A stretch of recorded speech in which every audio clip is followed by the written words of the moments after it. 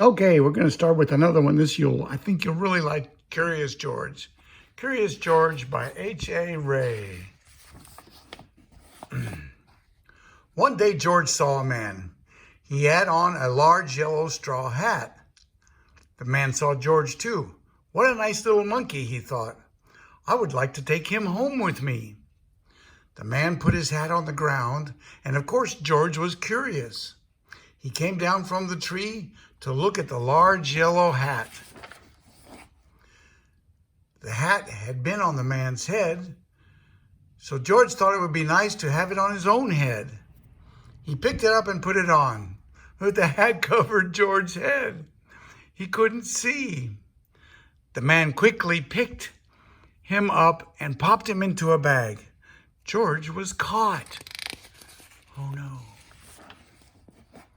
The man with the big yellow hat put George into a little yellow boat, and the sailor rowed them both across the water to a big ship.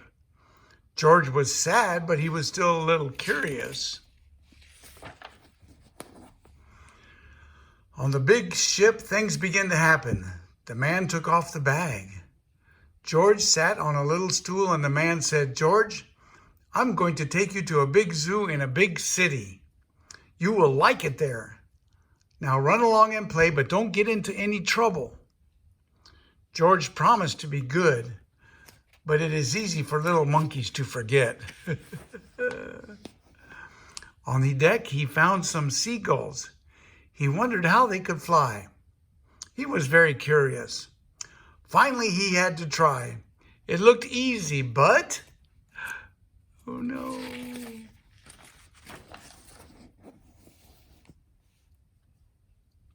First this, and then this.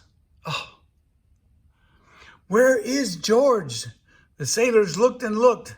At last they saw him struggling in the water and almost all tired out. Oh my. After that, Curious George was more careful to be a good monkey until at last the long trip was over. George said goodbye to the kind sailors, and he and the man with the yellow hat walked off the ship onto the shore and on into the city to the man's house. Oh boy. After a good meal and a good pipe, George felt very tired.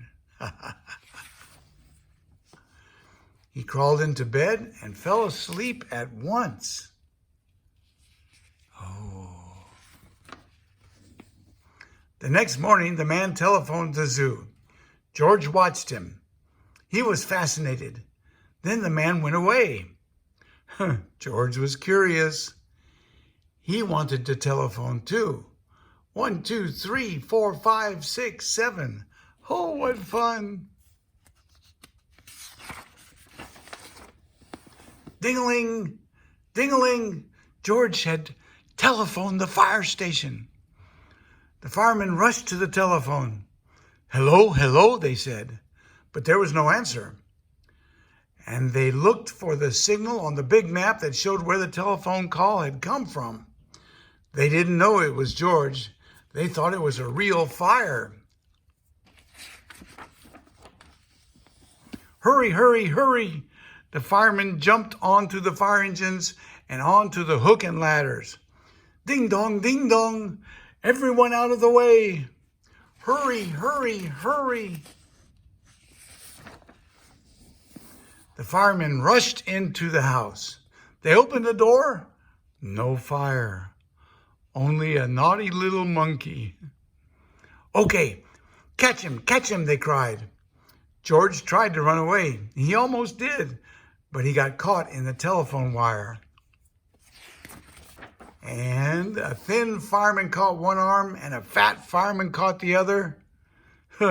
"You fooled the fire department," they said. "We will have to shut you up where you can't do any more harm." They took him away and shut him in a prison. Oh. George wanted to get out. He climbed up to the window to try the bars. Just then the watchman came in. He got on the wooden bed to catch George, but the watchman was too big and heavy. The bed tipped up and the watchman fell over. And quick as lightning, George ran through the open door. He hurried through the building and out onto the roof, and then he was lucky to be a monkey. He walked on the telephone wires. Quickly and quietly over the guard's head, George walked away. He was free. Down the street, outside the prison walls, stood a balloon man. A little girl bought a balloon for her brother. George watched. He was curious again. He felt he must have a bright red balloon. He reached over and tried to help himself, but oh no. Instead of one balloon, the whole bunch broke loose, and in an instant, the wind whisked them all away, and with them went George, holding tight with both hands. Up, up he sailed, higher and higher. The houses looked like toy houses, and the people like dolls. George was frightened. He held on very tight. At first, the wind blew in great gusts, and then it quieted. Finally, it stopped blowing altogether. George was very tired. Down he went, bump, onto the top of a traffic light. Everyone was surprised. The traffic got all mixed up. George didn't know what to do. And then he heard someone call, "George!"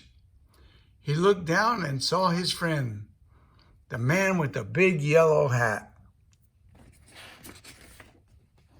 George was very happy. The man was happy too. George slid down the post, and the man with the big yellow hat put him under his arm. Then he paid the balloon man for all the balloons. And then George and the man, they climbed into the car, and at last, away they went. Where'd they go? To the zoo! What a nice place for George to live.